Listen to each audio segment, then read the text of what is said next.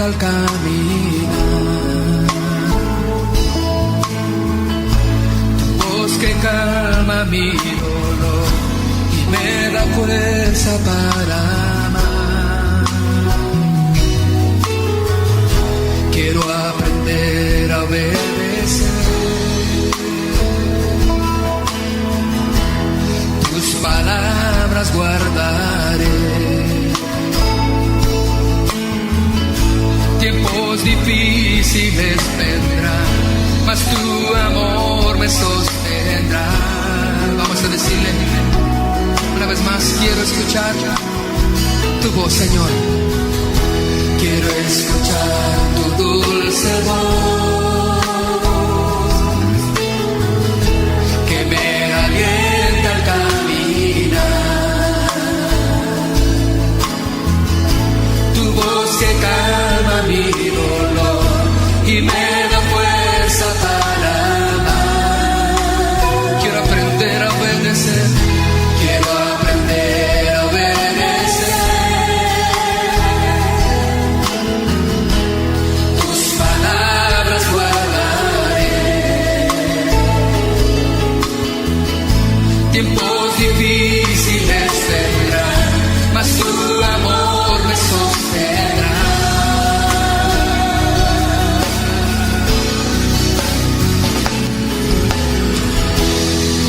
El amor de muchos sembrará, la consagración no existirá. Unos pocos quedarán, que pagando el precio irán, declarándote Señor, adorándote quiero vivir. Mi amor por ti no cambiará, tú eres mi seguridad, nada temeré en ti, tú eres todo para mí.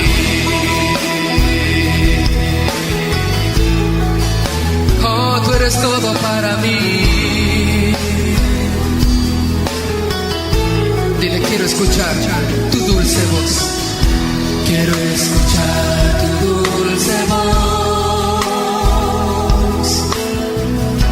que me alienta al caminar, tu voz que calma mi dolor y me da fuerza para amar. Quiero aprender a obedecer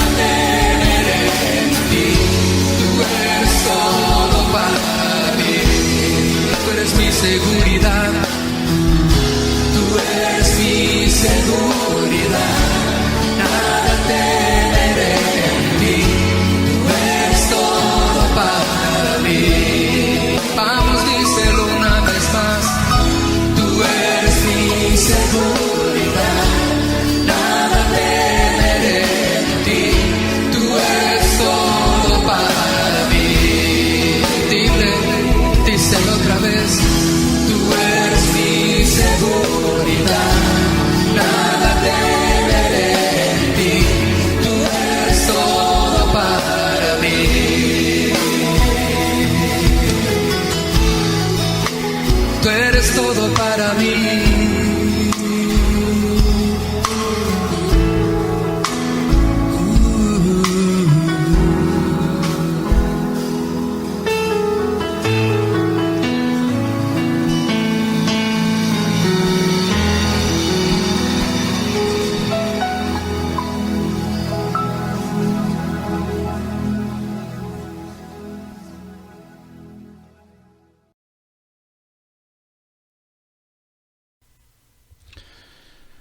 Buenas tardes, amados hermanos, que el Señor les bendiga.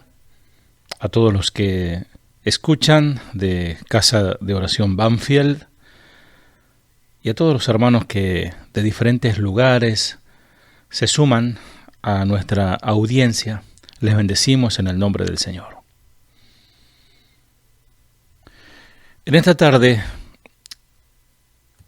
tenía que seguir con la serie que vengo dando a mi iglesia sobre el tiempo. Tocaba tiempo de morir. Tocaba el tema de que el tiempo pasa y se acerca a nuestro fin. Estamos más cerca del final que de otra cosa. Pero de manera extraña o no, sorprendente, cosas que hace el Señor, hoy voy a compartir otro mensaje, porque vengo sintiendo hace un par de días de parte del Señor una inquietud, una preocupación, un dolor, ¿por qué no?, por mi iglesia, por la gente. Y muchas veces el Señor hace sentir a sus ministros un poco lo que Él siente, como hacía antiguamente con sus profetas, con sus ministros, con sus apóstoles. Si bien el tiempo de nuestra existencia es corto, pareciera que viviéramos afanados, pensando que nuestra jornada, nuestra estadía aquí en la tierra va a ser por mucho tiempo. Y muchas veces no nos detenemos a pensar y a percatarnos de que somos hijos de Dios. ¿Y qué le estamos dejando a nuestros hijos? ¿Qué iglesia es la que viene? ¿Qué herencia le vamos a dejar a nuestros hijos? Por eso el Señor ha venido inquietándome a compartir el tema del tiempo en el matrimonio, con los hijos, administrar bien los tiempos. Pero en esta semana, una de las madrugadas, el Señor me dio en mi corazón el título del mensaje de hoy, haciendo un paréntesis en nuestra serie. Y mientras preparaba este sermón, le preguntaba a mi amada esposa: amor, ¿no será que este sermón es solo para mí? Aunque ustedes no lo crean, amados, amadas, a veces los pastores nos sentimos abatidos. Estos días hablaba con un pastor amigo y me decía, la verdad, me sentí deprimido, estuve 2 semanas llorando, pidiéndole al Señor por mi iglesia, por mi gente, porque si bien esperamos que esta situación de cuarentena y de estar en la casa traiga un despertar, vemos que al comienzo hubo como un interés por buscar las cosas de Dios, ponernos a cuentas con el Señor, reunir el altar familiar. Pero pareciera que estamos esperando la oportunidad de salirnos, estamos esperando la oportunidad de escaparnos para poder, no sé, de una manera casi cómica, querer alejarnos de Dios a un lugar que Él no nos vea. Un predicador del verdadero evangelio poderoso puede ser a modo de atalaya,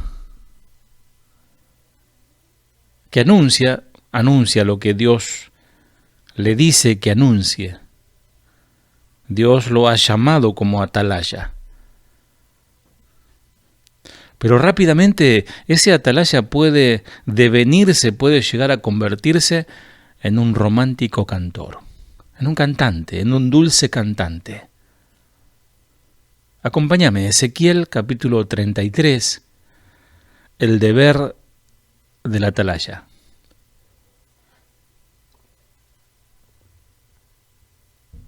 Dice su versículo 1, vino a mí palabra de Jehová diciendo, Hijo de hombre, habla a los hijos de tu pueblo y diles, cuando trajere yo espada sobre la tierra y el pueblo de la tierra tomare un hombre de su territorio y lo pusiere por atalaya, y él viere venir la espada sobre la tierra y tocare trompeta y avisare al pueblo, cualquiera que oyere el sonido de la trompeta y no se apercibiere, y viniendo la espada lo hiriere, su sangre será sobre su propia cabeza. El sonido de la trompeta se oyó, y no se apercibió. Su sangre será sobre él, mas el que se apercibiere, se librará su vida de la muerte. Versículo 6. Pero si el atalaya viere venir la espada y no tocare la trompeta, y el pueblo no se apercibiere, y viniendo la espada hiriere de él a alguno, éste fue tomado por causa de su pecado, pero demandaré su sangre de mano del atalaya. A ti pues, dice Dios, hijo de hombre, te he puesto por atalaya a la casa de Israel. Y oirás la palabra de mi boca y los amonestarás de mi parte. Cuando yo dijera al impío, de cierto morirás, si tú no hablares para que se guarde el impío de su camino, el impío morirá por su pecado, pero su sangre yo la demandaré de tu mano. Y si tú avisares al impío de su camino para que se aparte de él, y si él no se apartare de su camino, él morirá por su pecado, pero tú librarás tu vida de juicio. El atalaya, el trabajo del atalaya, el trabajo del vigía, de vigilar y anunciar, en este caso, como dice claramente esta versión, Biblia, lenguaje sencillo, tú dirás lo que oirás de mi boca y los amonestarás. El versículo 28, saltando ahí unos versículos, Ezequiel 33, 28, Dios ya hablando ahora con el pueblo, primero hablaba con el atalaya, con el profeta. Ustedes han cometido pecados que yo no soporto, pero yo les quitaré su poder y su orgullo. Dejaré este país hecho un desierto, quedará totalmente abandonado, y nadie pasará por sus montañas. Entonces reconocerán que yo soy el Dios de Israel. Ezequiel, los israelitas también hablan de ti. Hasta en las murallas de la ciudad y en las puertas de sus casas se les oye decir, vengan, vamos a oír el mensaje de Dios que nos ha enviado por medio de Ezequiel. Y así lo hacen, llegan, se sientan delante de ti y te prestan atención. Para ellos, tú eres como un cantante de dulce voz, que sabes tocar bien su instrumento musical y que le cantas al amor. Le gusta mucho cómo hablas, pero le gusta más el dinero. Te oyen, pero no hacen lo que les dices. Dice la versión Reina Valera: y vendrán a ti como viene el pueblo, como viene el pueblo. Su apariencia es como un pueblo que viene a huir. Y estarán delante de ti como pueblo mío, como pueblo del Señor, como pueblo que teme a Dios. Y oirán tus palabras y no las pondrán por obra. Antes hacen halagos con sus bocas y el corazón de ellos andan en pos de su avaricia. Muy pronto se cumplirá todo lo que he dicho. Cuando se cumpla, van a darse cuenta que hubo entre ellos un profeta de Jehová.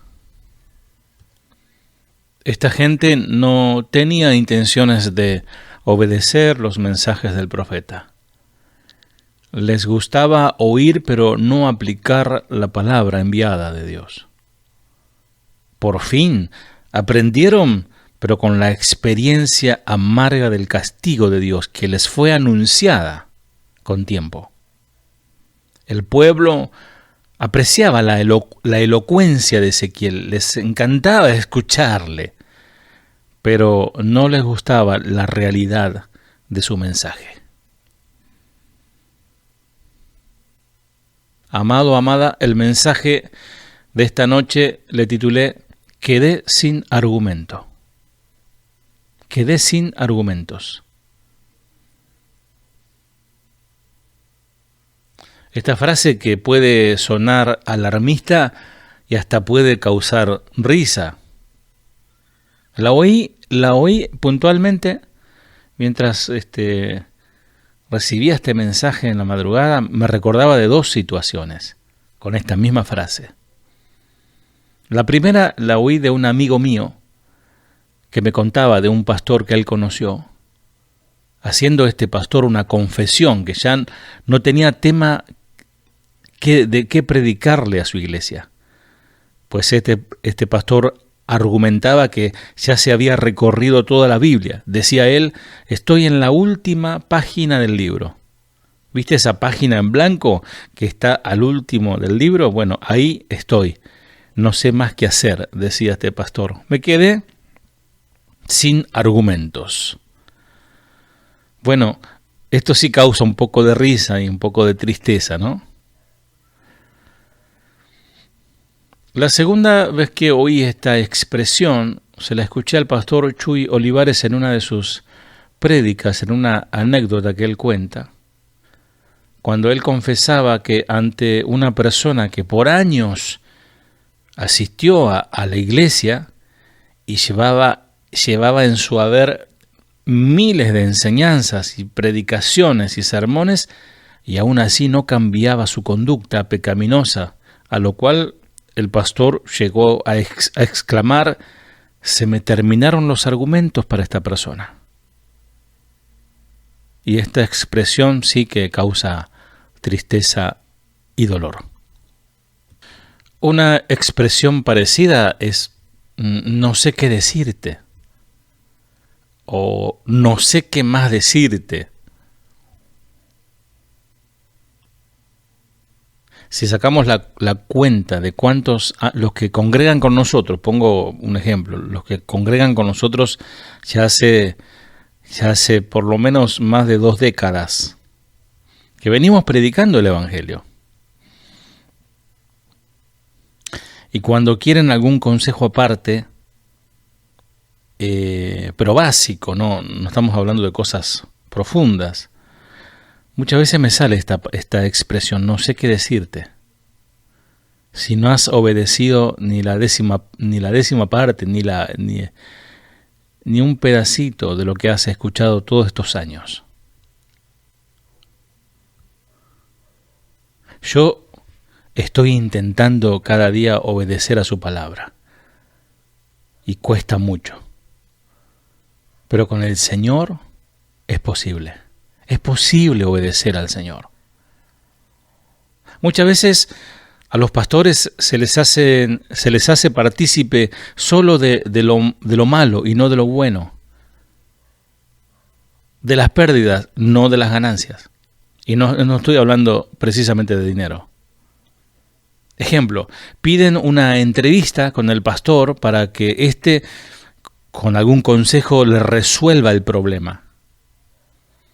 Luego Dios en su misericordia, orando y ministrando en palabra, obra en favor de esa persona, de él o ella. Y luego esa persona, en respuesta, nunca más aparece por la iglesia. Un ejemplo. Ahora, en mi caso, en estos 96 días ya de aislamiento social, de encierro social, y algunos podrán decir, bueno, el pastor está mal por el encierro, no le hizo mal, tiene que ver al psicólogo. No, nada que ver. Yo creo que es el corazón del Señor clamando a través de sus ministros. Y como pastor me ha tocado en estos días, 96 días son casi 4 meses. Me ha tocado ver, meditar, observar el comportamiento de algunos cristianos, o al menos así se identifican ellos. Ellos llaman hermanos a los hermanos de la iglesia y llaman al Señor, lo invocan en oración y se dicen que son cristianos. Y he visto comportamientos relacionados con la maldad manifestada en ellos. Hice un pequeño listado, quizás te sientas aludido o aludida en algunos de ellos, pero es simplemente una verdad objetiva, no con el ánimo de ofender ni siquiera evidenciar a nadie, ni tampoco para enojarse nadie, pero sí es necesario darnos cuenta que algo no anda bien. En esta lista menciono varias cosas que he visto en solamente 3 meses y algo más, de hermanos que aman al Señor y que amo en el Señor. He visto la desobediencia y la rebeldía personificada en cristianos. He visto la desidia, el desinterés por lo espiritual. He visto la falta de compromiso. He visto al que hace y deshace sin tener en cuenta a Dios en lo más mínimo. Va, viene, entra, sale y no tiene en cuenta en lo más mínimo a Dios. Pero sí nombra a Dios. He visto la hipocresía y el orgullo religioso. Gente que habla y cita versículos bíblicos, pero sus labios hablan, pero su corazón está lejos del Señor. He visto el egoísmo, solamente pensar en uno mismo. También he visto el abuso y manipulación a la iglesia de alguno que se hace llamar pastor, interesado más por el dinero, por el bolsillo de las personas que por sus almas. He visto la sed de protagonismo. He visto la apariencia de piedad con esfuerzos de otros. He visto el desenfreno de alguien que deja que la ira lo descontrole y hace cosas que jamás se hubiera pensado. He visto al que después de haber escuchado incansablemente del inmenso amor de Dios y de la ayuda que Él trae cuando le clamamos, aún así de todas maneras decide permanecer en su pecado. He visto también las falsas acusaciones, hermanos contra hermanos, acusándose y buscando culpable. He visto la ingratitud, actos de ingratitud. Cuando el Señor dice que la voluntad de Dios es sed agradecidos, da gracias en todo. He visto el desinterés por el prójimo. También he visto gente que se mueve en la trampa y el engaño, con mentiras, con cosas fraudeadas. He visto la falta de mansedumbre. Rápidamente se irritan, rápidamente se enojan, rápidamente se molestan y pegan el portazo. He visto la deslealtad, la falta de fidelidad. Pero sí son aquellos que levantan su dedo para acusar o para señalar algún error. He visto la desatención y la falta de cordialidad. He visto el capricho y la soberbia, etcétera, etcétera. Y esto es simplemente, como dice un refrán, para muestra alcanza un botón. Situaciones que uno puede ver de resfilón, como decimos, puede enterarse o puede captar algo así nomás, sin entrar en profundidad ni entrar a investigar mucho más y cómo están esos hermanos. Y esto causa dolor. Porque estamos hablando de la iglesia, no estamos hablando del impío, no estamos hablando de aquel que no ama ni teme a Dios. ¿Cómo sentirá el corazón de Dios? Lejos de intentar compararnos en lo más mínimo con este hombre de Dios aquí en la Biblia llamado Job, al preparar este sermón me apropié de esta frase, quedé sin argumentos.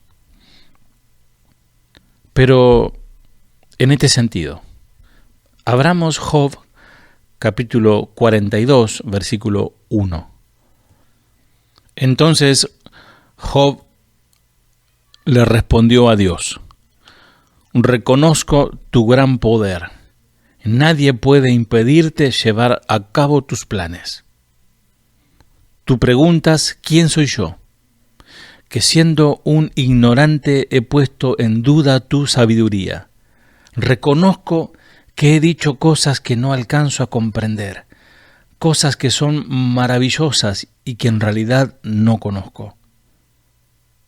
Tú dijiste, versículo 4, ahora voy a hablar y tú me vas a escuchar. Lo que antes sabía de ti era lo que me habían contado, pero ahora mis ojos te han visto y he llegado a conocerte. Así que retiro lo dicho y te ruego me perdones.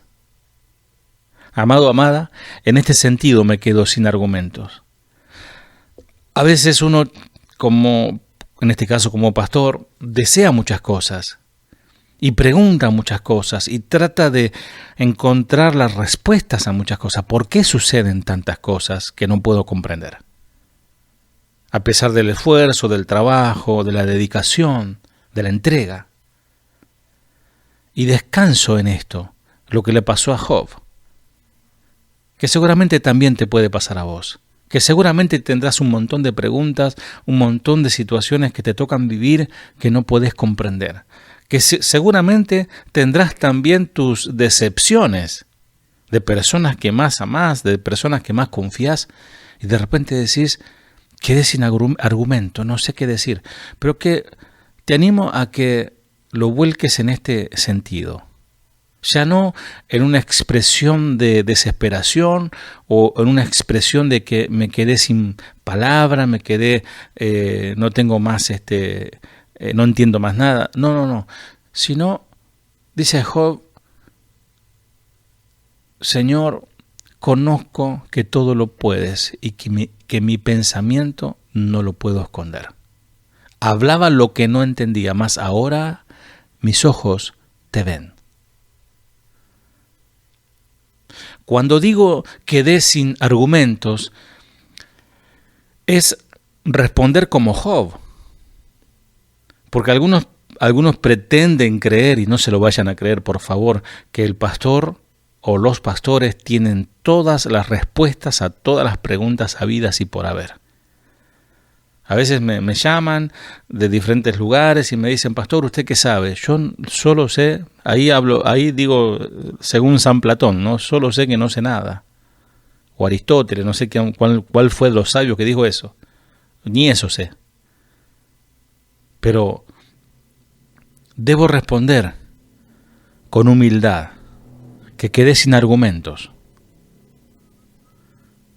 Porque Job, ahí él responde también con mucha humildad ante Dios, compara su anterior conocimiento de Dios, que él debe ese conocimiento a otros que le hablaron de Dios, como quizás te hablaron a vos, pero a veces el Señor te lleva a situaciones para que puedas ya no conocerles de oída, o porque viste un video o un testimonio de alguien, o leíste un libro, o fuiste a alguna iglesia donde el pastor te vislumbró, te deslumbró.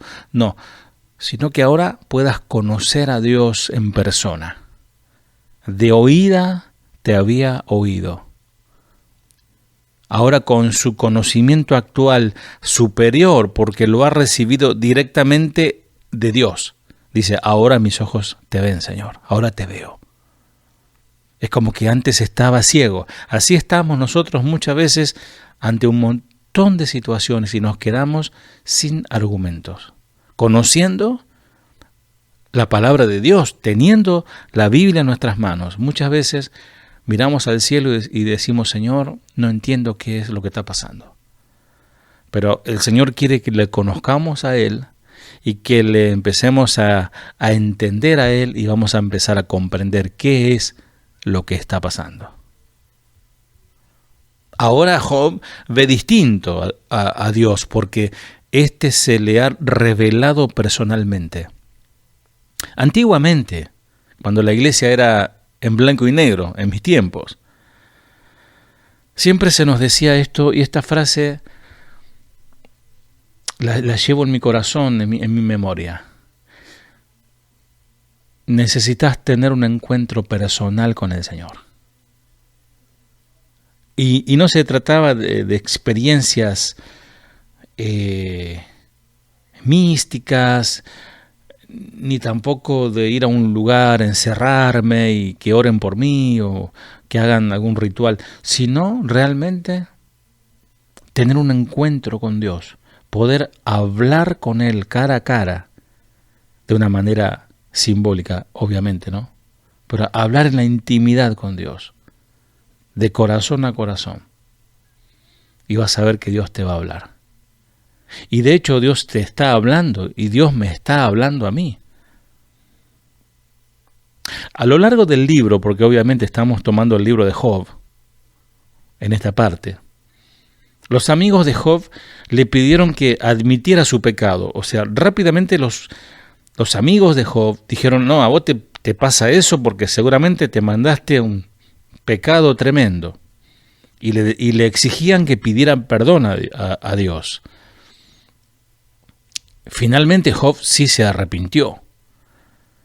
Pero lo que son las ironías de Dios, ¿no? El arrepentimiento de Job no era la clase de arrepentimiento que sus amigos les estaban exigiendo a Job, el arrepentimiento que ellos querían. No, él pidió perdón a Dios por pecados secretos. Él no pidió perdón a Dios por pecados secretos, que es lo que sus amigos le estaban acusando, sino que él pidió perdón a Dios por poner en duda la soberanía y la justicia de Dios. Job se arrepintió de su actitud y reconoció el gran poder y la perfecta justicia de Dios. Pecamos cuando preguntamos enojados si Dios tiene el control de todo. ¿Por qué permite Dios que estas cosas sucedan? Por ahí algunos andan diciendo por ahí, si Dios es todopoderoso, si Dios es omnipresente, omnisciente, ¿por qué pasa esto, esto y esto? Eso es pecado. Eso es contender contra Dios. Eso es pretender ser más sabios que Dios y más justos que Dios.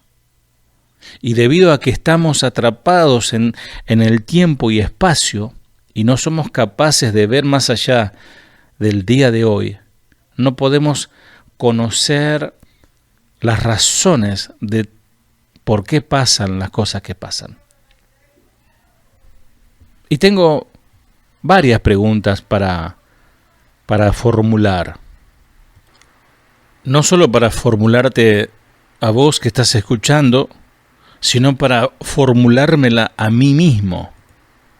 ¿Será que vas a confiar en Dios aun cuando tus preguntas no sean contestadas? Qué interesante. ¿Será que vas a seguir confiando en Dios a pesar de que le preguntes a Dios y haya silencio aparente de parte de Dios? ¿Será que yo, como pastor, me desespero para que el mensaje sea recibido? ¿Será que no confío en la palabra sembrada? ¿Que me desespero?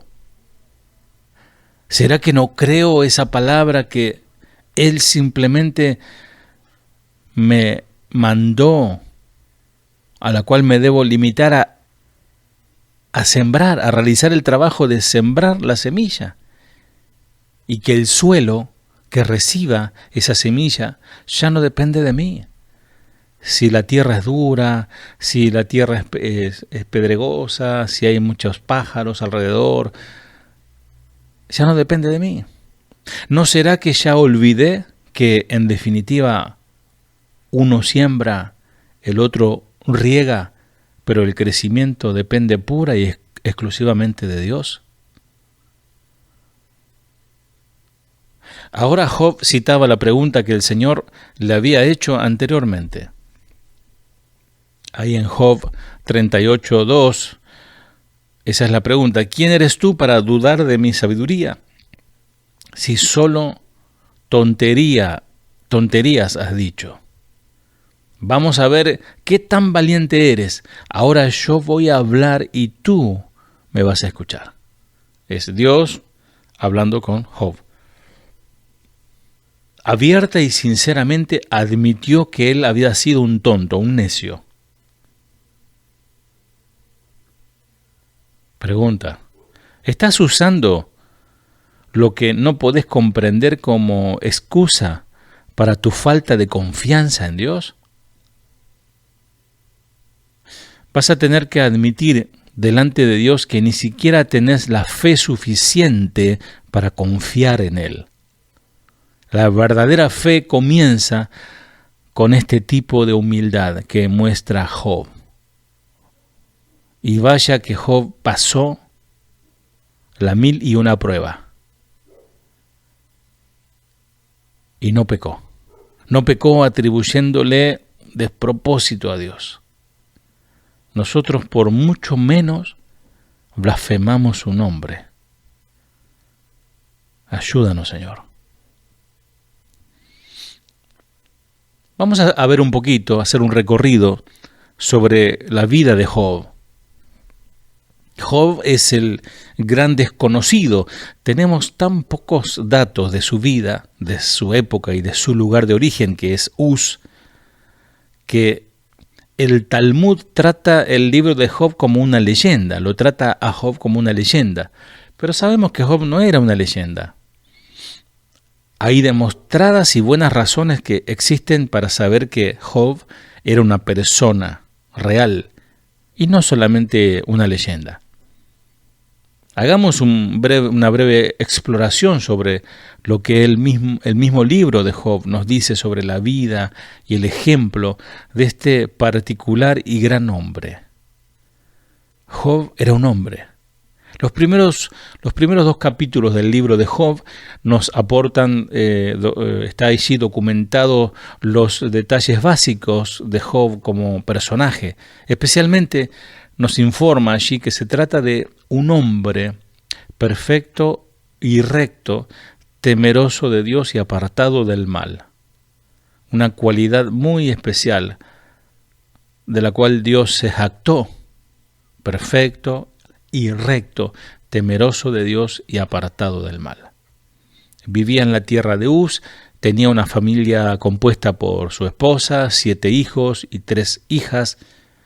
Su cuantiosa riqueza se nos da a conocer en términos de sus miles de cabezas de ganados y sus muchos sirvientes, siervos que tenía.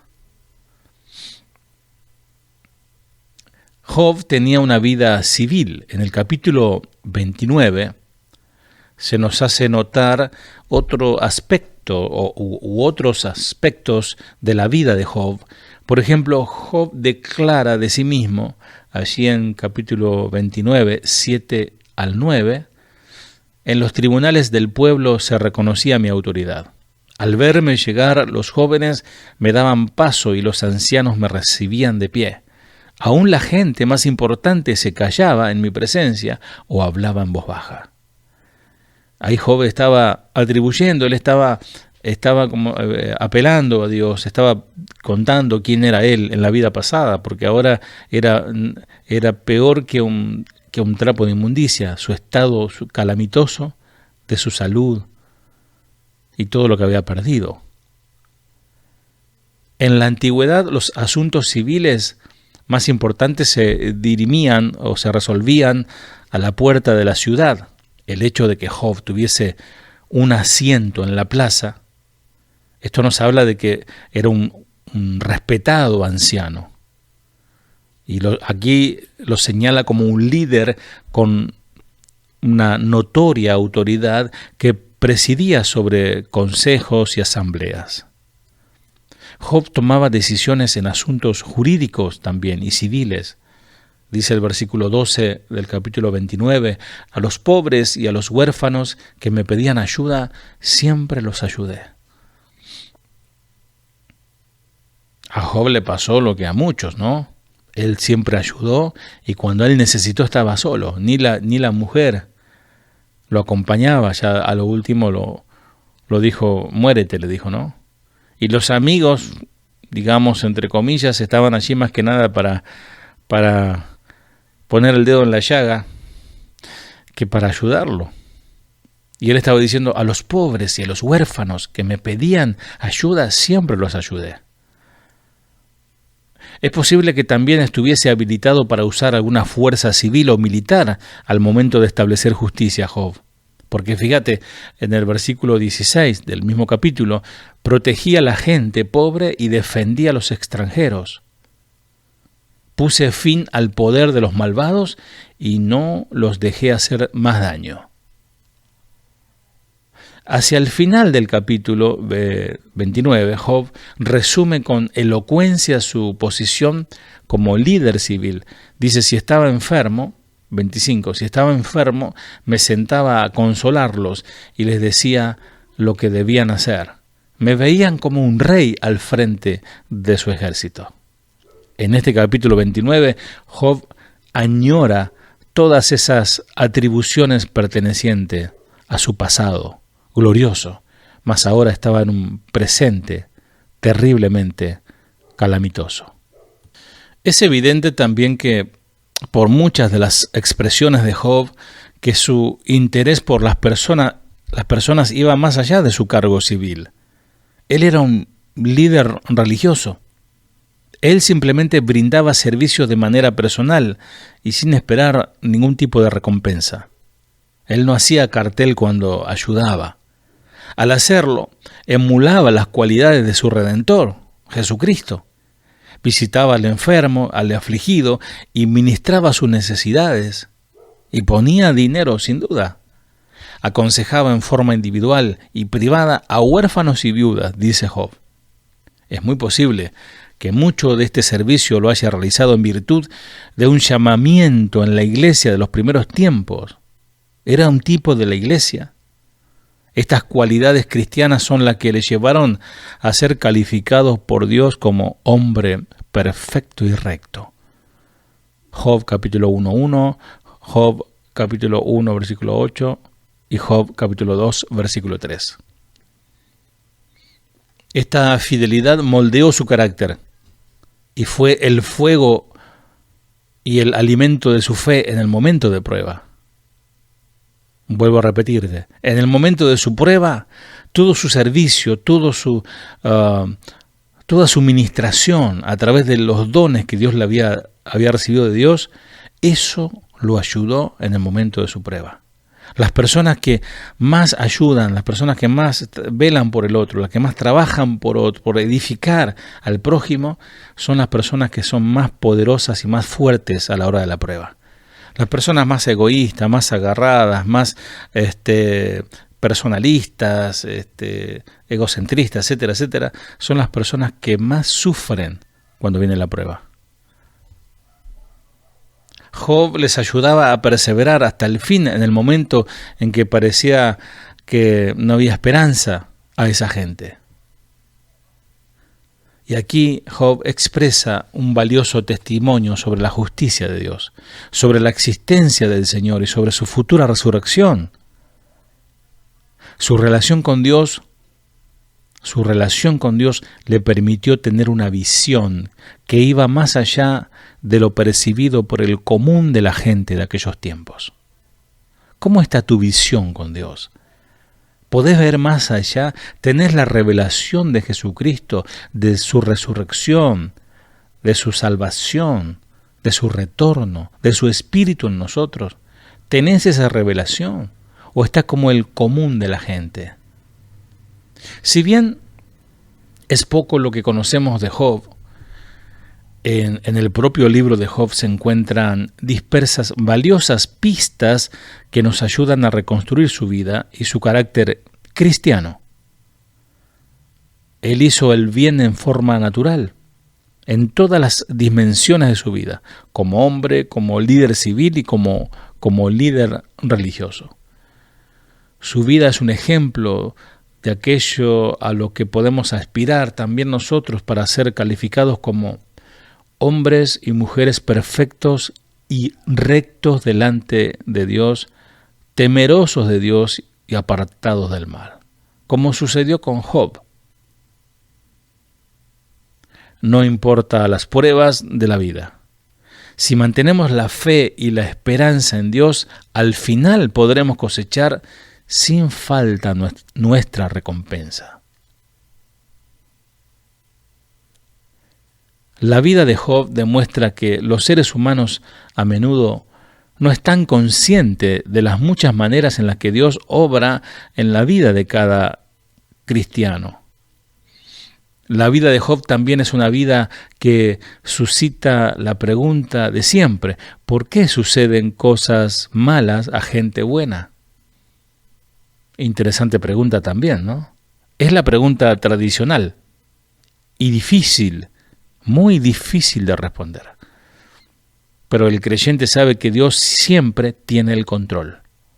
Y por eso alabamos a Dios, porque Él tiene el control de todas las cosas. Y no importa lo que pase. No hay casualidades, nada sucede al azar. Job fue un creyente. Él sabía que Dios estaba en el trono reinando y Él tenía el control de todo. Aunque él no tenía forma de saber por qué tantas tragedias terribles le sobrevino a su vida. Dice Job 1:1 que era hombre perfecto y recto, temeroso de Dios y apartado del mal. El texto del Señor dice: busca primeramente el reino de Dios y su justicia, y todas las demás cosas vendrán por añadiduras. Es lo que tenía Job. Buscar el reino de Dios es tener una relación, conocer la visión de Dios. Y su justicia, vivir en justicia, es decir, ser perfecto, recto, temeroso de Dios. ¿Y qué más? Agrega un párrafo más, apartado del mal. Es la forma correcta de agradar a Dios. Porque algunos pretenden ser perfectos, o sea, maduros, rectos y temerosos de Dios, pero sin apartarse del mal. Y eso termina siendo una ofensa para Dios. No se puede ser recto, no se puede ser temeroso de Dios, no se puede ser perfecto si no me aparto del mal. Job tuvo 7 hijos, como dije anteriormente. Fue un hombre de mucha fortuna. La palabra nos dice que un día Satanás, el diablo, se presentó ante Dios y Dios le preguntó qué pensaba de Job. Qué interesante diálogo, ¿verdad? Satanás acusó a Job de que él solamente honraba y temía a Dios porque Dios lo había bendecido. Entonces Dios permitió a Satanás que le quitara a Job todas las riquezas, o sea, él lo estaba acusando por ese lado, y inclusive a sus hijos. Luego Dios permitió que Satanás afligiera a Job en su físico, en su cuerpo, mas no le dio permiso a matarlo. Job se afligió profundamente, pero dice que no atribuyó a Dios despropósito alguno. Esto lo puedes leer en Job capítulo 1, versículo 22, Job 42, 7 al 8.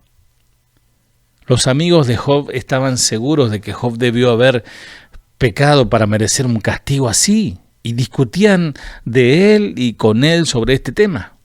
Sin embargo, Job mantuvo su inocencia, aunque él confesó que quería morir y le hizo preguntas a Dios. Uno de los jóvenes, llamado Eliú, intentó hablar en nombre de Dios antes de que Dios mismo le respondiera a Job. Porque nunca falta alguno que usando la Biblia quieren exhortarte, pero ni saben lo que está pasando, ni saben lo que Dios está hablando. Ahí en Job 38:42 contiene parte de la más bella poesía acerca de la grandeza y la omnipotencia de Dios. Job respondió al discurso de Dios con humildad y arrepentimiento, diciendo que él había hablado de cosas que no comprendía. Dios les dijo a los amigos de Job que él estaba enojado con ellos por no hablar lo recto de él. Fíjate cómo Dios estaba enojado con esos hombres, porque esos hombres, si bien pronunciaban su nombre, el nombre de Dios, no lo estaban haciendo correctamente. A diferencia de Job, que había hablado la verdad. Job 42, 7 al 8. Dios le dijo a Job que ofreciera sacrificio, que Job orara por ellos y Dios iba a aceptar su oración. Si no, Dios no los iba a perdonar. Y Job así lo hizo, probablemente perdonando a sus amigos por su dureza en el momento de la prueba. Dios restauró al doble la fortuna de Job. Job 42:10, después de que Job oró por sus amigos, Dios hizo que Job volviera a prosperar y le devolvió el doble de lo que antes tenía. Podemos imaginar que Job, en esa situación que él estaba, de dolor, de tristeza, de luto, de muchas preguntas, dolor en el cuerpo, malestar, etcétera. Su esposa le dijo: maldice a Dios y muérete. Y estos amigos hablándole y torturándole mentalmente. Me imagino que Job se habrá molestado, se habrá enojado con ellos, pero aún así los perdonó. Qué interesante actitud cristiana la de Job, que no tenía ni iglesia ni pastor. Después Job vivió 140 años después de su sufrimiento. Job 42:12. Él nunca perdió su fe en Dios, incluso bajo las circunstancias más desesperantes que lo probaron, amado, amada, fue probado este hombre hasta lo más profundo, hasta tocar casi fondo. Es difícil imaginar el perder todo lo que uno ama en un solo día. Propiedad, posesiones, peor, los hijos. La mayoría de los hombres, cualquiera caerían en depresión, caeríamos quizás en depresión y muchos incluso cometerían suicidio después de semejante pérdida tan grande en un solo día. Job, aunque oprimido lo suficiente como para maldecir el día de su nacimiento, Job 3:1 al 26, nunca maldijo a Dios. ¡Qué hombre impresionante! Nunca maldijo a Dios. A veces nosotros no maldecimos a Dios, pero con los hechos lo estamos haciendo responsable a Él de lo que nos está pasando y nos enojamos. Job 2:9 al 10. Job tampoco flaqueó en su entendimiento de quién es Dios. Yo sé que mi Redentor vive, yo sé en quién he creído. Por otra parte, los 3 amigos de Job, en lugar de consolarlo, le dieron malos consejos, incluso lo acusaron de ser un pecador grave, que por esa razón estaba pasando lo que Dios lo estaba castigando. Y Job conocía a Dios lo suficientemente bien para saber que Él no obraba de esa manera. En realidad, él tenía una íntima relación personal con el Señor. Él fue capaz de decir: he aquí, aunque Él me matare, en Él esperaré. No obstante, defenderé delante de Él mis caminos. Job 13:15. Y un momento trágico. La persona que más amás en esta vida, tu esposa, la esposa en este caso de Job, le sugirió que maldijera a Dios. Su esposa fue a decirle: ¿por qué insistes en demostrar que eres bueno, en mantener tu integridad? Mejor maldice a Dios y muérete. Pero Job le respondió: no digas tonterías. Si aceptamos todo lo bueno que Dios nos da, también debemos aceptar lo malo. Y a pesar de todo lo que le había sucedido, Job no pecó contra Dios diciendo algo malo. El sufrimiento de Job, desde la muerte de sus hijos y la pérdida de sus bienes hasta el tormento físico que tuvo que soportar, más los sermones de sus amigos, su fe nunca flaqueó. Él sabía quién era su Redentor, sabía que el Salvador estaba vivo, sabía que algún día Él estaría físicamente restaurado. Job 19:25. Entendía que los días del hombre son ordenados, son enumerados, son contados y que no se puede cambiar eso. Él pensó: bueno, Señor, si así tengo que morir, bueno, iré contigo. Job 14:5. La profundidad espiritual de Job aparece en todo el libro. Inclusive en el Nuevo Testamento, Santiago se refiere a Job como un ejemplo de perseverancia, y él escribe ahí en su capítulo 5, versículo 10, Santiago 5:10. Esta versión dice: sigan el ejemplo de los profetas, que hace mucho tiempo anunciaban el mensaje de Dios. Nosotros los admiramos porque fueron pacientes y soportaron el sufrimiento. Y seguramente se acuerdan de Job y de cómo soportó con valor los sufrimientos, y al final Dios lo trató muy bien. Y es que Dios es muy bueno y amoroso con los que sufren. Hay también varios datos científicos, inclusive históricos en los libros de Job. El libro indica que la Tierra es redonda mucho antes de la aparición de la ciencia moderna. Job 22:14. El libro de Job nos da un vistazo detrás del velo que separa la vida terrenal de la celestial. Porque en el comienzo del libro, como ya lo vimos, vemos a este personaje, Satanás, y sus ángeles caídos. Todavía se les permitía el acceso en algún sector especial del cielo, no lo sabemos bien, que entraban y salían para cierto tipo de reuniones. Lo que resulta evidente de estos relatos es que Satanás está ocupado planeando su maldad en la tierra tal como se registra en Job 1, 6 al 7. Además, este relato muestra cómo Satanás es el acusador de los hermanos, que corresponde a Apocalipsis 12:10. Satanás muestra su arrogancia y su orgullo, como se describe en Isaías 14, 13 al 14. Es increíble ver cómo Satanás desafía a Dios, se para ahí y habla. Él no tiene escrúpulos para enfrentar al Altísimo. Y el relato de Job muestra a Satanás como realmente es, soberbio, perverso, irrespetuoso en toda su esencia. Tal vez la mayor lección que aprendemos del libro de Job es que Dios no tiene que responderle a nadie por lo que hace o deja de hacer. La experiencia de Job nos enseña que quizás nunca lleguemos a saber la razón específica del sufrimiento de Job, o quizás en el cielo se nos revelará, pero debemos confiar en nuestro soberano, santo y justo Dios. ¿Por qué? Porque sus caminos son perfectos, como dice el Salmo 18:30. Ya que los caminos de Dios son perfectos, podemos confiar en que lo que Él hace está bien y lo que Él permite es perfecto. No podemos esperar comprender perfectamente lo que Dios hace. No podemos entender la mente de Dios. Porque el Señor claramente dice a través de su profeta Isaías, porque mis pensamientos no son vuestros pensamientos, ni vuestros caminos mis caminos.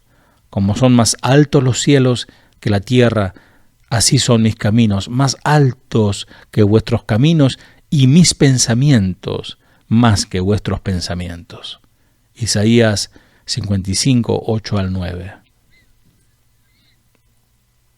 Nuestra responsabilidad para con Dios es lisa y llanamente obedecerle, confiar en Él, someternos a su voluntad, sea que la entiendas o no. Cuando hagamos su voluntad, vamos a encontrar a Dios en medio de nuestras luchas, posiblemente incluso a causa de nuestras pruebas. Vamos a ver más claramente la grandeza de nuestro Dios y vamos a poder decir, como dijo Job, de oídas te había oído, mas ahora mis ojos te ven.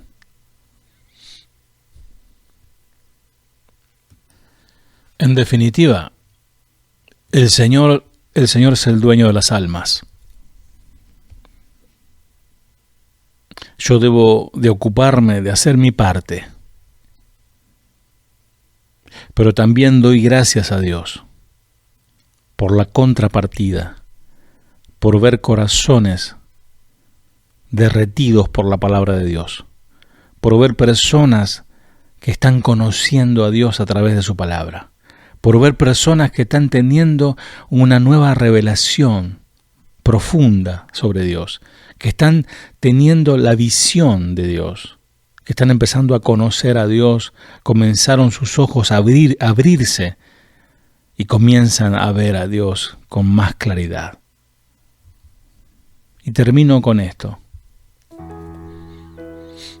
Hay un texto en la Biblia, entre muchos, que al leerlo nos es aterrador, tajante y hasta ofensivo también. El texto es este: no den a los perros las cosas que pertenecen a Dios, ni echen delante de los cerdos lo que para ustedes es más valioso. Los cerdos no sabrán apreciar su valor, y los perros pueden morderlo a ustedes. Mateo 7:6. Los cerdos eran animales impuros, de acuerdo a la ley de Dios, ahí en Deuteronomio 14:8. Cualquier persona que tocara un animal impuro se convertía en impuro ceremonialmente, y sin limpiarse no podía ir al templo a adorar. El Señor Jesús dice que no debemos entregar cosas santas a personas impuras o impías. Es pérdida de tiempo tratar de enseñar conceptos santos a personas que no quieren escuchar o que desprecian lo que le estamos diciendo. Ojo, no debemos dejar de predicar la palabra de Dios a los que no creen, pero debemos ser sabios y discernir qué enseñar y a quién para no desperdiciar nuestro tiempo. Charles Haddon Spurgeon, en su sermón, en el cierre de su sermón, Predicar el Evangelio, esta predicación me fascina, me encanta, de las tantas que he leído, predicado el día domingo 5 de agosto del año 1855, él hablando a su iglesia, tomando para esta frase 1 Corintios 9:16, porque si anuncio el Evangelio no tengo de qué jactarme, porque me es impuesta necesidad, pues ay de mí si no anuncio el Evangelio. Otra vez volvemos al principio, el llamado de la atalaya. Aunque muchos te tomen como un dulce cantor, como alguien que habla lindo y que les gusta escuchar y coleccionar tus enseñanzas, pero Dios te ha puesto pastor, siervo, como una atalaya, no como un cantante para que acaricie los oídos de los oyentes. Dice Spurgeon: los tristes lamentos, las quejas vacías y los chillidos de fantasmas torturados. Acerca tu oído a las puertas del infierno. Por unos instantes escucha los gritos entremezclados y los alaridos de agonía y desesperación que te romperán los tímpanos. Y cuando regreses de ese triste lugar con su música lúgubre aún produciéndote terror, escucharás la voz que te recuerda: ministro, ministro, ay de ti si no anuncias el Evangelio. Mantengamos estas cosas al alcance de nuestra vida y entonces tendremos que predicar. Si te dijeran deja de predicar, responderías: aunque el sol dejara de brillar, nosotros predicaríamos en la oscuridad. Aunque las mareas dejaran de existir en las playas, nuestra voz predicaría el Evangelio. Aunque el mundo dejara de girar y los planetas detuvieran su curso, nosotros todavía predicaríamos el Evangelio. Hasta tanto que el centro encendido de la tierra no estalle a través de las gruesas estructuras de sus montañas abiertas, nosotros mientras predicaremos el Evangelio. Hasta que la conflagración universal no disuelva la tierra y la materia desaparezca, estos labios o los labios de otros ministros llamados por Dios tronarán llevando la voz de Jehová. No podemos evitarlo, porque me es impuesta necesidad, y ay si no anuncio el Evangelio, ay de mí. Ahora, mi querido hermano, una palabra para ustedes. Algunas personas que me escuchan hoy son verdaderamente culpables a los ojos de Dios, porque ellos no predican el Evangelio. No puedo imaginar que de los miles de personas que hay en este auditorio que escuchan mi voz, no hayan personas calificadas para predicar el Evangelio, además de mí.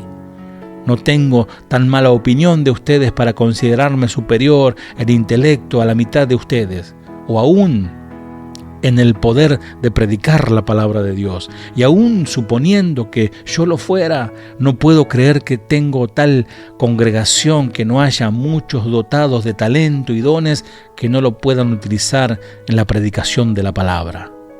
Entre los bautistas de Escocia existe la costumbre de invitar a los hermanos para que exhorten los domingos en la mañana. No tienen un ministro de planta que predique en esa ocasión, sino que cada hombre que se siente inclinado a hacerlo, se levanta y habla. Todo eso está muy bien, solo me temo que muchos hermanos sin las calificaciones adecuadas se convertirán en los mayores conferencistas, ya que es un hecho conocido que los hombres que tienen poco que decir se tomarán el mayor tiempo Y si yo pudiera, les diría: hermano, está escrito, habla para edificación. Estoy seguro de que no te edificarías ni a ti mismo ni a tu esposa. Intenta lograr eso primero, y si no lo puedes lograr, no desperdicies nuestro precioso tiempo.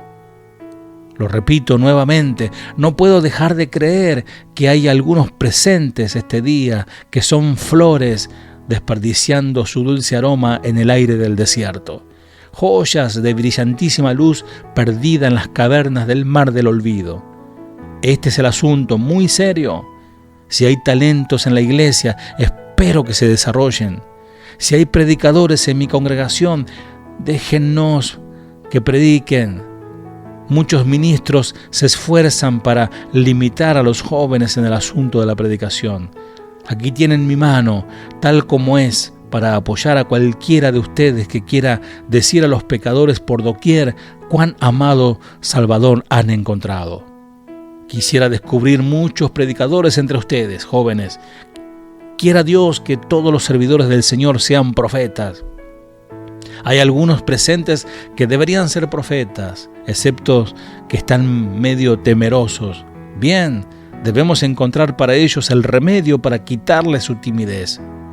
No puedo soportar el pensamiento de que mientras el demonio pone a todos sus servidores a trabajar, haya un siervo de Jesucristo que esté dormido. Joven, cuando regreses a tu casa, examínate a ti mismo, date cuenta de cuáles son tus habilidades, y si descubres alguna habilidad, entonces haz la prueba en alguna pobre y humilde habitación y habla a una docena de pobres gentes acerca de lo que deben hacer para ser salvos. No necesitas tener aspiraciones de dedicarte a tiempo completo al ministerio, pero si Dios así lo quiere, entonces puedes aspirar a ello. El que desea un obispado, buena cosa desea. De cualquier manera, busca predicar el Evangelio de Dios. He predicado este sermón de manera especial porque deseo iniciar un movimiento que parta de este lugar a muchos lugares, a dar inicio a un movimiento a muchos lugares. Quiero descubrir a algunos en mi iglesia, de ser posible, que predique el Evangelio y que pongan atención ustedes que tienen talento y poder. Ay de ustedes si no predican el Evangelio. Pero mis amigos, si se dice ay de nosotros si no predicamos el Evangelio, ¿cómo será el ay de ustedes si escuchan y no reciben el Evangelio? Dios quiera que escapemos de esa condición de condenación. Que el Evangelio de Dios sea para nosotros sabor de vida para vida y no de muerte para muerte. Fin de la cita de Charles Spurgeon.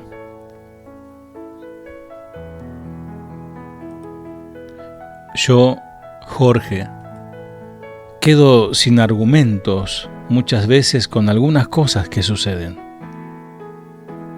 pero sé que tengo suficientes argumentos sólidos y firmes y eternos para continuar predicando el Evangelio. Que predique a través de las grabaciones, a través de videos, a través de escritos, en persona, en la calle, en el hogar, donde sea, y que Dios me ayude y me dé fuerzas para hacerlo a tiempo y a destiempo, con fuerzas o en debilidad. Que Dios nos ayude a todos, para no ser descalificados por el Señor, por el Rey, por el dueño de la iglesia, quien pesa con balanza exacta cada intención y pensamiento de los hombres. Oremos. Padre, te doy gracias por este tiempo, Señor. Señor, tú has puesto esta carga, Señor.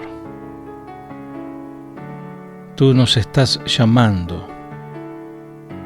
Venid y estemos a cuentas, dice el Señor. Y Él está dispuesto a perdonarnos. Él está dispuesto a limpiarnos. Necesitamos un cambio de rumbo, un cambio de mentalidad. Necesitamos salir de la religión, necesitamos salir del ritualismo, muerto, frío y hueco. Necesitamos tener una relación con Dios. Necesitamos tener una amistad con Dios. Necesitamos conocerle bien a Dios, como este varón Job le conoció. Como esos 3 varones que iban rumbo al horno de fuego. Ellos conocían perfectamente a Dios.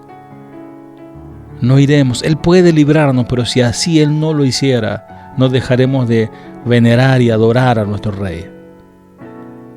Ayúdanos, Señor, en estos tiempos que son muy difíciles.